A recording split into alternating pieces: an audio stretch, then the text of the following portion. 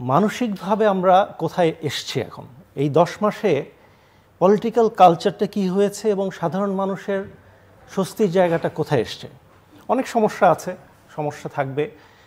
এত বড় একটা ক্রাইসিস থেকে আমরা উত্তরণের পরে সমস্যা ছাড়া থাকবো, এটা অস্বাভাবিক। কিন্তু চিন্তা করেন, এখন স্বাধীনভাবে কথা বলতে পারছি, কোনো ভয় নেই, রাতের বেলা অন্ধকারে কোনো এজেন্সি এসে ধরে নিয়ে যাবে এই আশঙ্কা নেই, নির্বিঘ্নে যে কোনো মানুষ তার মতামত দিতে পারছে।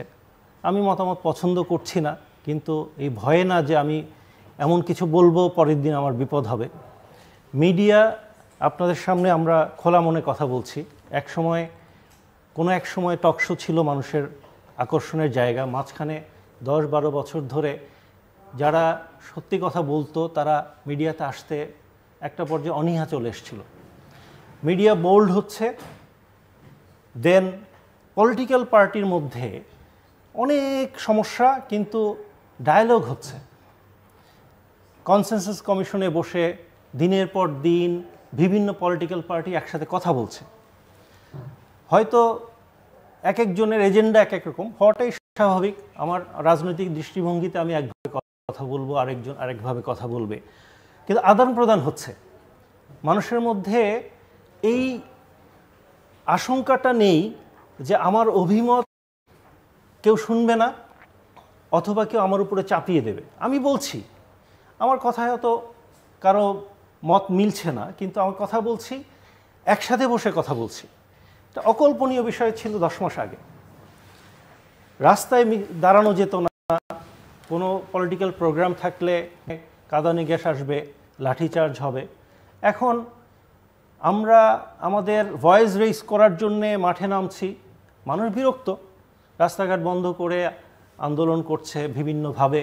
কিন্তু বিরক্ত হলেও এই যে মনের উন্মুক্ত অবস্থান, এই পরিবর্তনটা একটা বিশাল অর্জন।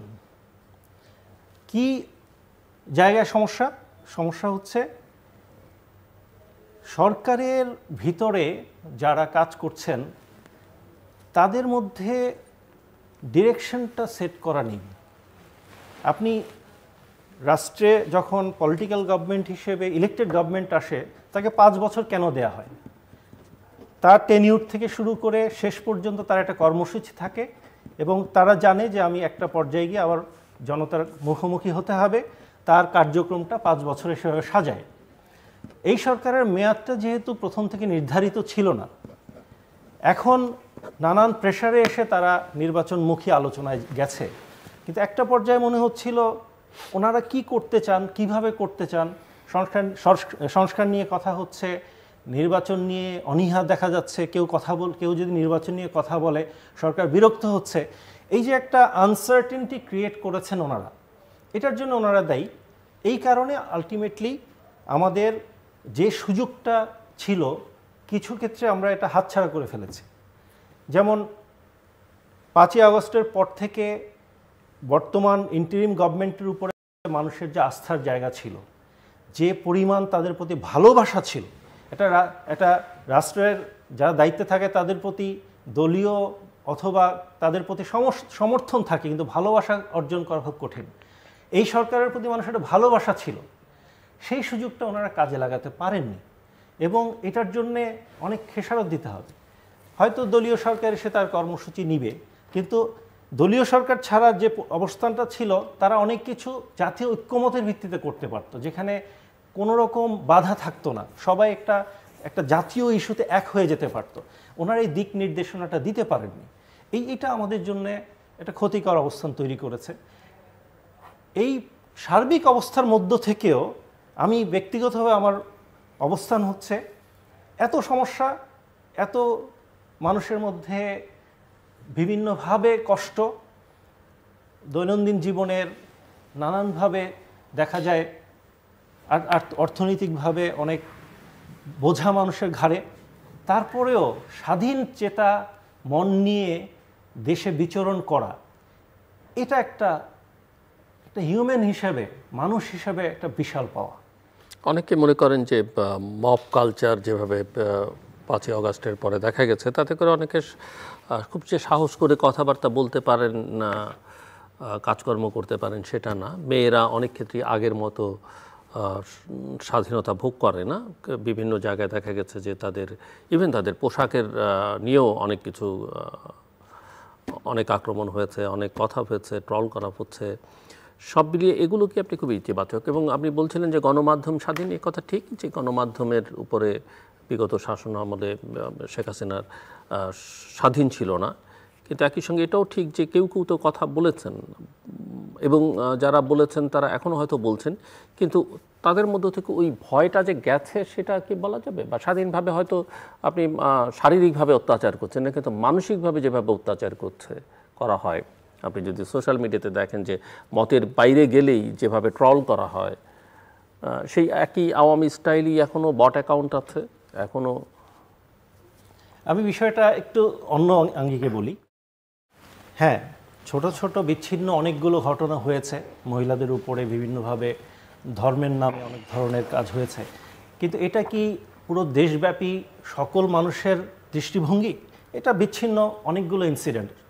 বর্তমান সোশ্যাল মিডিয়ার সুবিধা হচ্ছে একটা ছোট ইনসিডেন্টসকে ভাইরাল করে একটা ব্যাপক জাতীয় ইস্যুতে পরিণত করা যায়। মিডিয়ার ব্যাপারে আপনি যে পয়েন্ট গিয়েছি, আমাদের মন মানসিকতা হয়ে গিয়েছিল যে আমাকে মেনে নিতে হতো। অন্যায়টা আমি দীর্ঘদিনের প্র্যাকটিসে এমনভাবে মনের মধ্যে চেপে বসেছিল, যার কারণে দেখা যায় এখনও দেখবেন খুবই দুর্ভাগ্যজনক হয় এটা, বিএনপির কোনো নেতাও জনসভায় বলে ফেলে জয় বাংলা, কারণ মুখ থেকে চলে আসে। কেন? ওই আগের সরকারের সময় তার হয়তো কোনো ব্যবসা আছে, ব্যবসার জন্য তাকে কম্প্রোমাইজ করতে হয়েছে, ভিতরে সে বিএনপি রাজনীতি করে, কিন্তু ব্যবসা ঠেকানোর জন্য তাকে বিভিন্ন জায়গায় আগের সরকারকে তোষামত করতে হয়েছে, মুখ থেকে এই ধরনের শব্দ বেরিয়ে চলে আসে। তো এই যে মানসিক একটা দাসত্ব, এই দাসত্বটা মোছার জন্য একটা সময় পার করতে হবে, একটা কালচারের পরিবর্তনের, একটা সাস্টেইন পরিস্থিতির মধ্যে দিয়ে যেতে হবে। এটা একদিনে পরিবর্তন হবে এটা আশা করি না। জি, ডক্টর ফরিদুজ্জামান ফরহাদ, ওই প্রশ্নটাই যে সরকারের 10 মাসের অর্জন কি, বিসর্জন কি, কি ইতিবাচক দিক দেখলেন, কি নেতিবাচক দিক দেখলেন? আমি বলতে চাই যে মানুষ দীর্ঘ প্রায় 15 বছর শেখ হাসিনার বিরুদ্ধে আন্দোলন সংগ্রাম করে আসছে। শেখ হাসিনার টেনিওরে মানুষ ভোট দিতে পারেনি, 14, 18, 24, তারপর 5ই জুলাই আগস্টের এই গভর্নমেন্ট আসছে, ইন্টিম গভর্নমেন্ট। ইন্টিম গভর্নমেন্টের কাছে মানুষের আশা ছিল অত্যন্ত ব্যাপক। আমার দিক দিয়ে মনে হয় যে সে আশা সরকার পূরণ করতে পারেনি, এবং সরকার প্রশাসনিক দিক দিয়ে অত্যন্ত দুর্বল। যে কোনো জিনিসের দাবি দেওয়া আসতেছে, মিছিল মিটিং করতেছে, গ্রাহক করতেছে, দাবি পাশ করে দিচ্ছে। এটা ঠিক হচ্ছে না। আইন শৃঙ্খলার কলম অবনতি হয়েছে সরকারের, এই সরকারের আইন শৃঙ্খলার অবনতি হয়েছে। এই সরকারের টেনিওরের সময় 28 লাখ লোক বেকার হয়ে গেছে, জিডিপি 3% আসছে। যেটা বলছেন আপনি কারেক্ট কথা বলছেন, এখানে একটা মবের মতন বিচার হচ্ছে, মানুষ ভয়ে আছে কখন কোন সময় কী হবে। আইন শৃঙ্খলা বা নিজের একটা গোষ্ঠী আছে, একটা দল আছে যারা নিজেদের দাবি করে যে এই আন্দোলনের ফসলে এই ইন্টিম গভর্নমেন্ট আসছে, তারাও সঠিকভাবে কাজ করছে না। আর আমরা বিএনপির সাথে প্রথম 18 দলে জোট ছিলাম, পরে 20 দলে জোট করছি, পরে এখন আমরা যুগপৎ আন্দোলন করছি। এখন আমাদের মনে হয় যে আমরা যদি নির্বাচন চাই, এটা মনে হচ্ছে যে একটা পাপ করার মতন অবস্থা, এটা অন্যায় দাবি। তা মানুষ তো দীর্ঘদিন ধরে ভোট দিতে পারে নাই। শেখ হাসিনাকে বা আওয়ামী লীগ গভর্নমেন্টকে শুধু করলাম পরিত্যক্ত করে, মানে এই দেশ থেকে বিতাড়িত করছে একটা কারণে না, যে সে টাকা পাচার করছে, শেখ হাসিনার আমলে হত্যা হয়েছে, রাজনীতির স্বাধীনতা ছিল না, বাক স্বাধীনতা ছিল না, সংবাদপত্রের স্বাধীনতা ছিল না, আয়নাঘর ছিল, গুম ছিল। শুধু এটার জন্য নয়, মানুষের মৌলিক অধিকার, গণতন্ত্রের বিউটি বলতে হলে মানুষের ভোট দেওয়াটা, ভোট দিতে পারে নাই। এই সরকার বিভিন্ন সময় বিভিন্ন কথা বলছে। এক সময় বলছে যে হ্যাঁ, সংস্কার হলে আমরা ডিসেম্বরে নির্বাচন দিতে পারবো, না এবার এপ্রিলে দিব। সর্বশেষ লন্ডনে বিএনপির অ্যাক্টিং চেয়ারম্যানের সাথে দেখা করে যৌথ বিবৃতিতে আমরা দেখলাম যে রমজানের আগে 2026-এ যে রমজান হবে তার আগে ইলেকশন হবে। তো মানুষ, আমরা আশা করি, কিন্তু মানুষ অনেকে বিশ্বাস করছে না যে এই সময় ইলেকশন হবে কিনা। তাহলে এটার মানে কি, যে সরকারের প্রতি যে আস্থা ছিল কমে যাচ্ছে। কিন্তু বিএনপি তো আস্থাবান না। আমরা লন্ডন বৈঠকের পরে আমরা আশাবাদী। আরেকটা দল জামাত দাবি করেছিল যে হ্যাঁ, রমজানের আগে ইলেকশন হওয়া প্রপার টাইম, এপ্রিলে ইলেকশন হওয়াটা সঠিক টাইম না। আবার জামাতের সেক্রেটারি জেনারেল যশোরের একটা সম্মেলনে বলছে যে সমস্ত সংস্কার করার পরেই নির্বাচন হবে। সংস্কার তো একটা চলমান প্রক্রিয়া, এটা তো একদিনে শেষ হবে না। এবং এইটা যদি সমস্ত সংস্কার শেষ করে নির্বাচন হতে হয়, তাহলে এটা কিয়ামত পর্যন্ত লাগবে। আর এটা আমাদের স্বীকার করতে হবে, এটা একটা অন্তর্বর্তী সরকার বলেন বা ইন্টারিম গভর্নমেন্ট বলেন, এটা তো একটা অনির্বাচিত সরকার, এটা তো নির্বাচিত সরকার না। একটা অনির্বাচিত সরকার লং টাইম দেশের জন্য কতটা মঙ্গলজনক হবে এটাও ভেবে দেখতে হবে।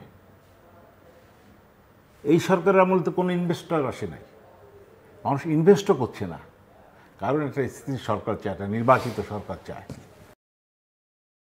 এই কারণে হ্যাঁ, এটা ঠিক যে আমরা কথাবার্তা বলতে পারছি,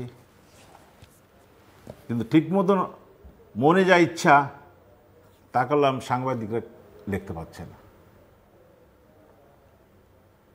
আগে হয়তো এক জায়গার থেকে এক এজেন্সিতে এটা স্টপ করা হতো, এখন হয়তো অন্য জায়গাতে হচ্ছে কিনা সেটা জানি না, কিন্তু মনে যা সেটা হচ্ছে না। মানুষ সরকারের ডাইরেক্ট সমালোচনা করছে, আবার কোনো কোনো দলের সমালোচনা করলে তার বিরুদ্ধে অপমান হচ্ছে।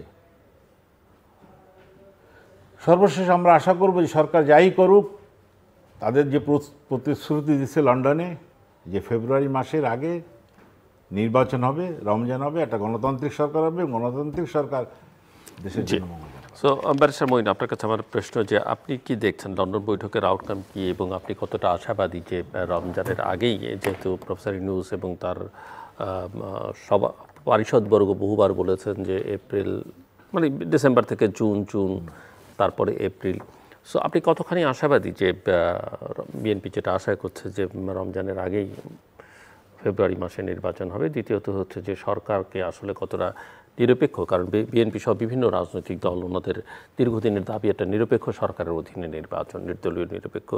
এই সরকারকে কতটা নিরপেক্ষ বলা যাবে? এবং কেননা ইতিমধ্যেই তার নিরপেক্ষতা নিয়ে অনেকে প্রশ্ন তুলেছেন। আর হচ্ছে তার ক্যাপাবিলিটি, একটা নির্বাচন করবার জন্য যে যেমন উনি প্রশাসনের কথা বলছেন বা পুলিশ, এদেরকে নিয়ে সবাইকে নিয়ে একটা ভালো নির্বাচন করবার জন্য যে সক্ষমতা, দক্ষতা, যোগ্যতা থাকা দরকার, সেটা কতখানি সরকার আছে? এখানে আপনার প্রশ্নের তিনটা ইস্যু চলে এসছে। তার আগে আমি আমার নিজস্ব একটি ইস্যু বলি ওনার কথার পরিপ্রেক্ষিতে। রিফর্ম শব্দটার একটা অপব্যাখ্যা আছে আমাদের ইলেকশনের সাথে। ইলেকশন আর রিফর্মকে মুখোমুখি করানোর একটা ব্যাপার আছে। আমি ব্যক্তিগতভাবে একটা ফ্রেজ বলছি, election is the mother of all reform. Election also একটা রিফর্ম, কারণ ইলেকশনে প্র্যাকটিক্যাল রিফর্ম হয়। আপনি একটা সরকার পরিবর্তনের জন্য আসেন, আরেকটা সরকার আসে, মেবি একই দল আসতে পারে, কিন্তু পরিবর্তনটা তো ওখানে হয়, প্র্যাকটিক্যাল পরিবর্তনটা ইলেকশনে হয়। তো ইলেকশন কি রিফর্ম না? সো এখানে গুলিয়ে ফেলা হচ্ছে বা এটাকে একটা আননেসেসারিলি একটা ইস্যু বানানো হচ্ছে। আমি রিফর্ম করব আর ইলেকশন করব দুটো ভিন্নভাবে যদি দেখি, তাহলে ইলেকশনটা একটা মানে নন এক্সিস্টেন্ট সাবজেক্ট ম্যাটার হয়ে যাবে, because election also is reform, or এটা রিফর্ম প্রসেসেরই একটা বড় অংশ।